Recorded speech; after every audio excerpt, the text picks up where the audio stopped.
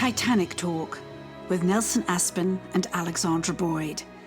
Here we feature stories from the independent documentary Ship of Dreams Titanic movie diaries and everything else to do with the iconic ship. From James Cameron's epic groundbreaking movie to the history and legacy of Titanic herself. Join us and our special guests as we continue the 25th anniversary celebrations of Titanic. This is your first-class ticket to everything aboard the Ship of Dreams. I'm Nelson Aspen, and it's another episode of Titanic Talk with my lovely co-host, Alexandra Boyd, known primarily these days as the filmmaker, director, narrator, producer of the new documentary Ship of Dreams Titanic movie diaries, capitalizing on her experience of being in James Cameron's Titanic. Way back 25 years ago. I have a wonderful surprise for Alexandra today. Are you ready, my friend? I hope so. Yes, I'm not a big surprise person, but if it's you, Nelson, it's probably something rather wonderful. But yes. Well, so much of our conversations here are with artists, authors, historians, all as they pertain to the Titanic. But sometimes serendipity just kicks in. And I was watching, I'm in New York City, of course, and I was watching the local news, and they were doing a story that immediately captivated me as a pop culture buff about an exhibition here in New York called the Museum of Failure. The Museum of Failure. So I was watching it with great amusement about all the different inventions and trends that have gone on over the last century or so, and why they're important because of how they failed. The curator of this exhibition is a clinical psychologist by the name of Dr. Samuel West. And of course, I had to seize the opportunity when in the Museum of Failure, one of the most controversial inclusions in the exhibition is the Titanic. So with all great, with the miracle of the internet, we are going to zip over to Sweden, where we will find Dr. West to talk more about this. Welcome to Titanic Talk, Dr. West. Thank you very much. This is one of the weirdest podcast inquiries I've gotten. Would you like to come on a pod and talk about Titanic? I'm like, yeah, of course. Well, but and there's been a bit of controversy with your inclusion of Titanic. But first of all, let's start at the beginning when you were assembling this. Give me the origins of the museum and then ultimately how Titanic figured in. So the museum started in Sweden in 2017, and it was born. My research has been focused on how organizations can boost their innovative abilities. And one of the obstacles to innovation is the fear of failure. And I thought an exhibit or a museum of failure would be a good way to communicate how important it is to accept failure in the name of progress. So that's the background to it. And it's a touring exhibition, so it stays about 2-3 months in each place. And what was the decision? Whose idea was it? Titanic should be in there, and then manifesting that. Well, I mean, it's not that difficult to sort of see the process, like failed innovations, failure, and then the Titanic is bound to show up sooner or later. You can't argue that it's not a failure, right? Well, one thing I think that came across in our documentary when the actors were just ruminating, not just about the subject matter of James Cameron's Titanic, but the hubris of Titanic, and this was an unsinkable ship. It was almost setting themselves up. It was jinxing. It was taunting the fates and the gods to not sink it. And at the same time, in total parallel, James Cameron was spending more money on a film than anybody had ever spent before. He had to pull it off, and everybody, certainly until it opened, the day, that opening weekend, everybody was kind of wanting it to be a flop, because how dare you spend so much money? And then, of course, it became this stratospheric success. So you've got two parallels: a film that could have failed, about a ship that failed. And I think you get pushback from the Titaniacs and the Titanic historians, maybe because nobody this story and the ship is so beloved, and the tragedy around it, nobody wants to admit. I think it's the admission to failure. It's just as powerful as having failed and then doing it again successfully and learning from your mistakes. Well, and all the inquiries where everybody was trying to blame somebody else. Oh, it was the shipbuilder's fault, or it was Mother Nature's fault, or whomever. Or the rivets. What's the blowback you've gotten from the Titanic Historical Society, the city of Belfast? I mean, what kind of negative reaction have you gotten, Doctor? Well, the reaction for including the Titanic I haven't gotten a lot of criticism more than from Belfast. So I think the newspaper, the biggest newspaper, is called Belfast Times. If not, I just made that up. Whatever the newspaper of Belfast is, they called me up and they told me that there's a hate group in Belfast that hates me because I put Titanic in the Museum of Failure, and I also have a DeLorean sports car in the museum, and they were both built in Belfast, and they were like, why are you picking on Belfast as an example of failure in your museum? So I thought that was quite funny because they're both from Belfast.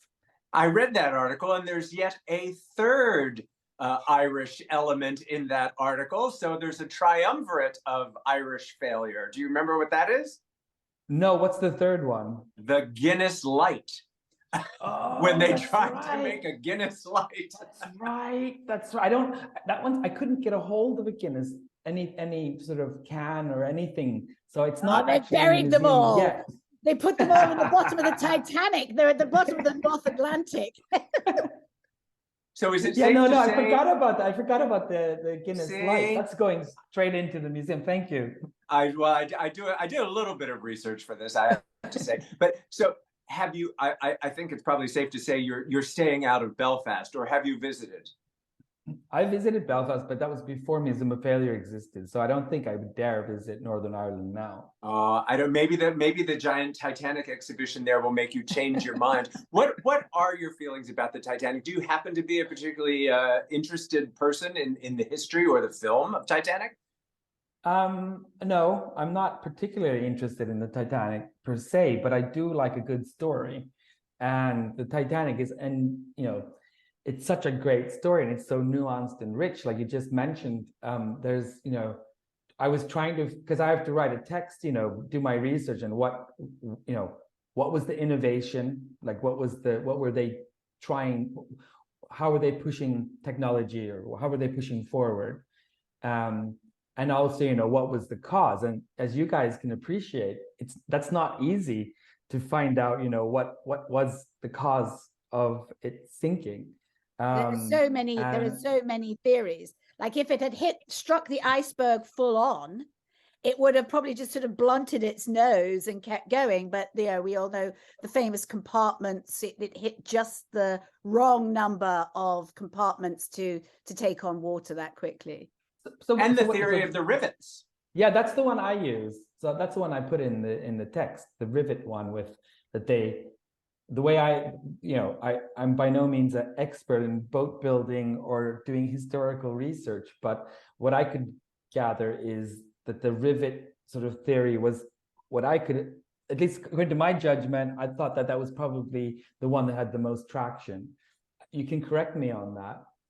Well, I don't think we can. I think the theories are out there, and everybody's going to stick to the one that suits their particular point of view, like so many conspiracy theories, or what are the biggest? If they had not tried to steer away but had seen the iceberg and gone straight into it, or all these different, if they hadn't been going at top speed, and all of the different reasons why. It's all speculation in the end, isn't it?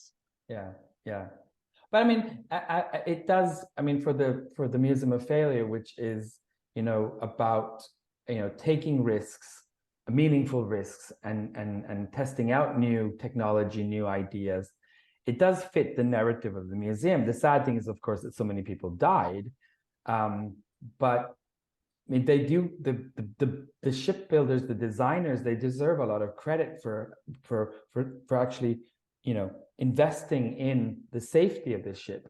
Then things obviously went wrong, and they didn't do it well enough. But there also weren't enough lifeboats because they were so confident they weren't going to need them, and that's a huge failure on us. And also not quite a failure, but the SOS was the first distress signal. It was the first time they used SOS as a distress signal, but they didn't have enough boats for the number of people on board. And of course, that changed the law because now they have to have. I was going to say there was an interesting documentary just recently on National Geographic where James Cameron was looking back on his film to say, did I get this right? Did I get that wrong?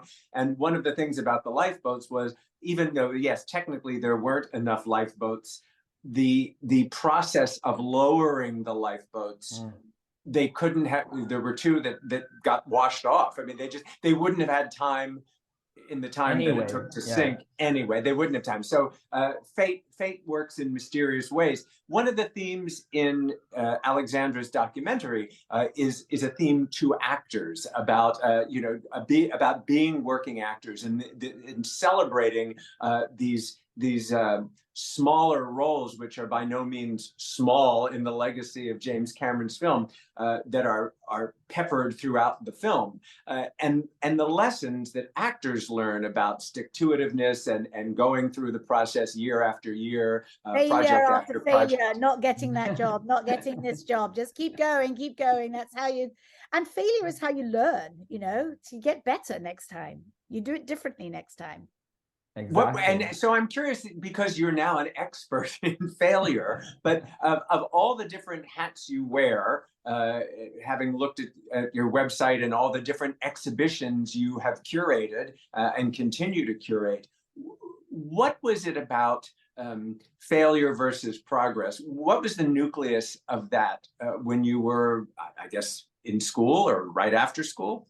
I think I never actually, I didn't give it much thought until I started researching creativity and innovation and how important it is to be able to explore and to experiment.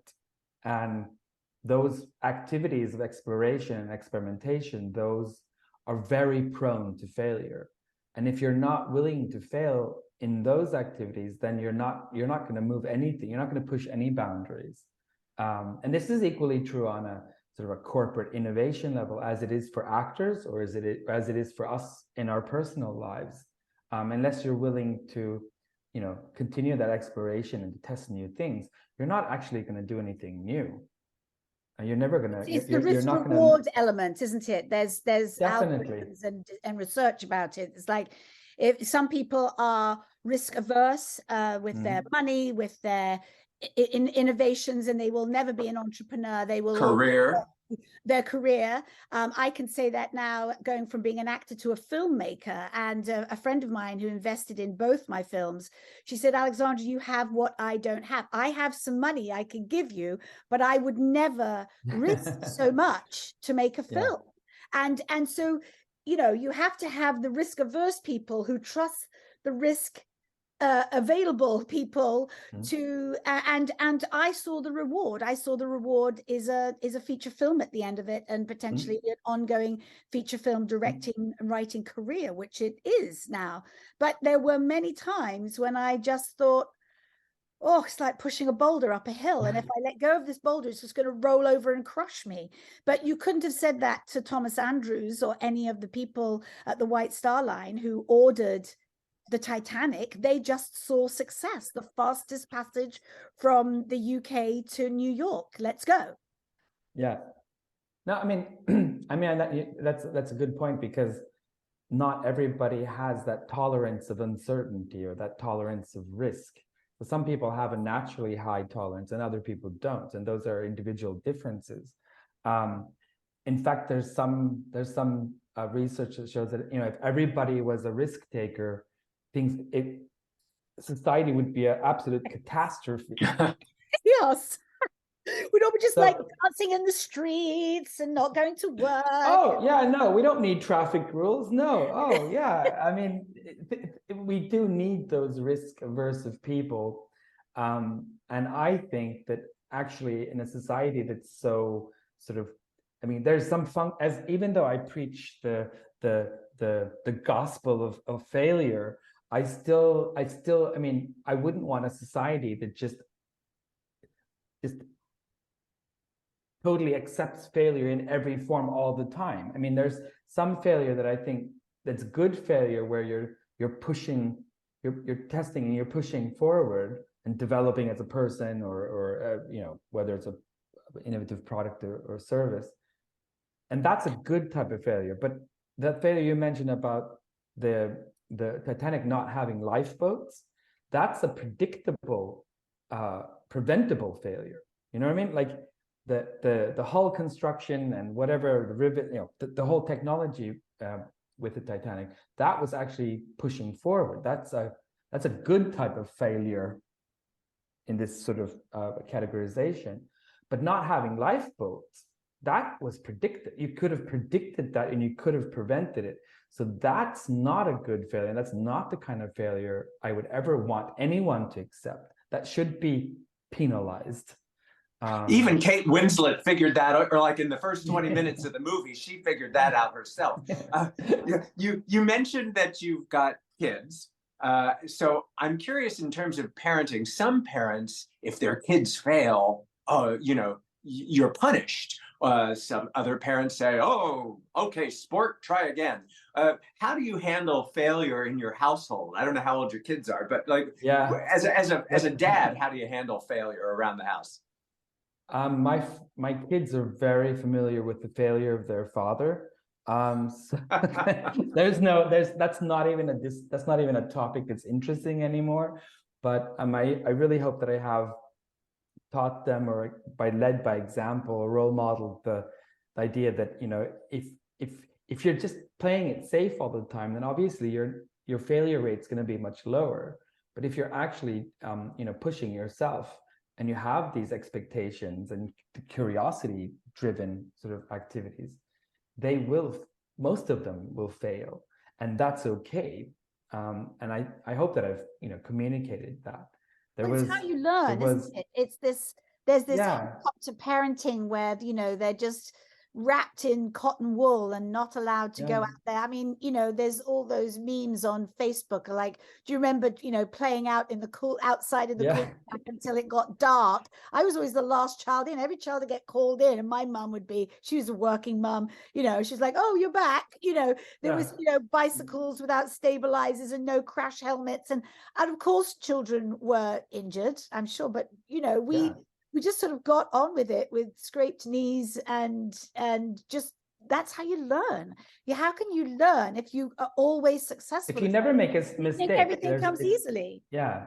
And that's one of the, like, I think, okay, this might be off topic, but one of the issues with, there was an alarming reports, I don't know if it was 5 or 10 years ago, of college students, you know, that age group, 18, 20, that had never experienced failure or never experienced any kind of hardship. And then they come into, you know, college, and mommy and daddy aren't there to sweep away the obstacles in their lives. And they were, I mean, it was a rude awakening for them. And what happened is many of these kids developed, you know, serious sort of problems, and were unhappy and anxious because of things that they, you know, aren't a big deal otherwise. You should be able to handle, because they never learned to handle these setbacks or you know, failures.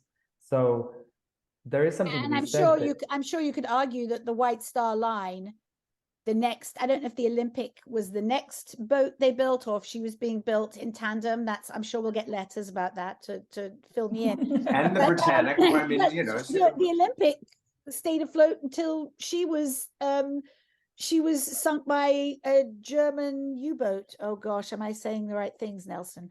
Well, yeah, I mean, there were a series of ships. One, some are luckier than others. But, yes. And like films, I mean, like you said, Alexandra, James Cameron didn't know if his film would be a failure or not. Certainly, when they made the movie Westworld or the movie Ishtar, which I did have a part in, they were the most tremendous box office flops of their time. So you never know, and it's about, I guess, how you recover from it. So if we were to go to the Museum of Failure, Dr. West, what is it? I know we might see the DeLorean, we might see Linda Evans' electronic face mask to rejuvenate your skin, failed food products. What do we see? What is the Titanic representation in the museum? The Titanic is part of a section we call Failure in Motion. It's just a spin on their sort of transportation themed. That's where we have the failed cars, the Segway. We have a plastic bicycle from Sweden that was a failure. That's where we have a motorcycle by Honda that was designed for people who don't like motorcycles, and then they were surprised that it failed. And I mean, that's the context where the Titanic is shown. It's there as a mode of transportation. The Segway is considered a failure, because I loved it when they first came out. Yeah, they were super exciting. I remember it too. There was nothing more. The expectations of the Segway were just enormous. I mean, this is 2001, and the big shot sort of investors and Silicon Valley folks, they thought it was going to be bigger than the internet. Oh, okay. Yeah. So I mean, so dial up. There's a failure. but it's interesting. The reason the Segway's in the museum is because it was a commercial failure and it didn't live up to the expectations. So like Titanic. Exactly. This is what I see. The relevance to the Titanic is that, so had they just been screwing around, like, hey, we're going to test this. We've built this boat and we don't think it's sinkable. We're going to take it up to the Arctic and just crash it into icebergs and see what happens.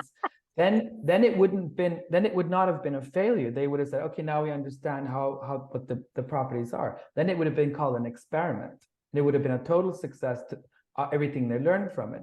What they did wrong is that they built it and they had hubris, they thought everything was going to be, the expectations were unrealistically hyped up. The ship of dreams. That's what cost people their lives, it's, if they would have tested this earlier on and tested prototypes or tested the technology, they would have known what the weak points were. This is why I question, this is an ongoing project which you may or may not be aware of, but we've been reading about it for years and I don't know at what stage of progress they're in, but some company is building Titanic 2. They are making a new ship of dreams, and all that,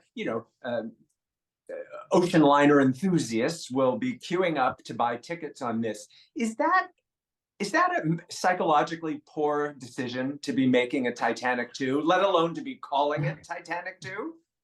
Yeah, it does seem a bit morbid, doesn't it? You don't name, no, I don't think it sounds like a great idea.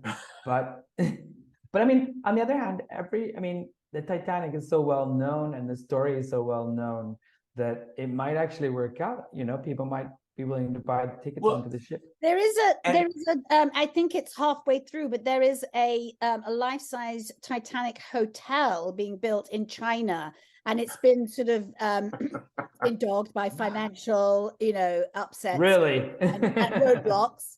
But yes, but it is on dry land. You can go and you can have a Titanic hotel experience, and I'm sure it'll feel like it did to me walking through James Cameron's set, which was so detailed and to scale. You couldn't see the edges. But that has been dogged by failure because it's very expensive to try and reproduce what the Edwardians did. I'm waiting for the Hindenburg Hilton. That's what I want. That's what's next on my list. I want to go to the Chernobyl sauna. What we are self-confessed Titaniacs, Dr. West. We are not just involved with James Cameron's Titanic on so many recreational and professional levels, but we are Titaniacs. We are fans of the Titanic genre itself. What do you suppose explains that? Why are so many of us, millions of us, across generations, across cultures, fascinated with the Titanic story? Can you offer up an explanation from your psychological point of view? Oh, I love this question. I mean, one element is definitely that there's, you know, there's hope and there's tragedy in there, and it is that there's such a rich. I mean, there's so much written about it. There's so many people were affected by the Titanic. It's such a rich story, so everyone can find something in that story that's interests them or relates to them. I think that's one thing. And then another element, and I don't know how strong this element is, but there is something about when things go wrong, when things don't go as expected, failure, that is inherently more interesting than success. If the Titanic had just sailed until 2013 and then been scrapped in India, we wouldn't be talking about it. Nobody and would it have made cared. everyday mortals, in some cases, Yeah. heroes. Yeah. You know, whether it Yeah. was, you know, the baker on the back of Yeah. the ship, or, you know, I mean, it put every, you know, I guess it's like every disaster film we love. You know, you take a separate cross section of civilization, throw them together, and see who comes out of it. Yeah. Yeah. And And that's exactly what shape. happened on Titanic, because the rich, you know, well-heeled people were first on the boats, and the more first-class women survived than third-class children. Yeah. You know, it was another parallel. Hey, that's a mirror of society. Yeah. Mm. Yes, and I think that probably plays into what you're talking about too, is that, you know, it absolutely held a mirror up to society then and now. And I think there's another sort of, I don't know if you call it a metaphor, but parallel would be, you know, the certainty that the shipbuilders and the company felt towards the Titanic, that this was the way forward and they were invincible.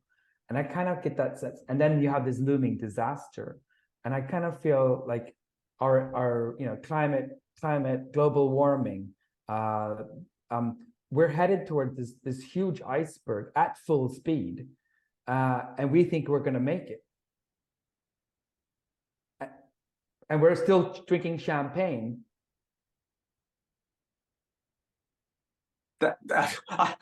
You made me momentarily speechless, because I'm like, oh shit. Somebody sing The Morning After. Oh my goodness. In your different exhibitions, I've got your website up now. You've got one about climate change activism. You've got a museum of activism. You've also got a disgusting food exhibit. Talk to me about all these other exhibitions you have in addition to Failure. So Museum of Failure was my first. I had no experience with exhibitions, or, you know, nothing even related to that. So that was a really steep learning curve for me. And then I thought it was so much fun to use the exhibition format, which was new and exciting to me, as a way to get people to question their assumptions about life, about things that they just take for granted. So I thought, if there's anything, could I use the exhibition museum format to get people to change their behaviors, for example, towards a more sustainable and you know, when it comes to environmental issues. And I was reading an article in The Guardian about, here I am flying around the world, you know, that's bad for the environment. And, you know, I'm one of the bad guys when it comes to destroying our planet.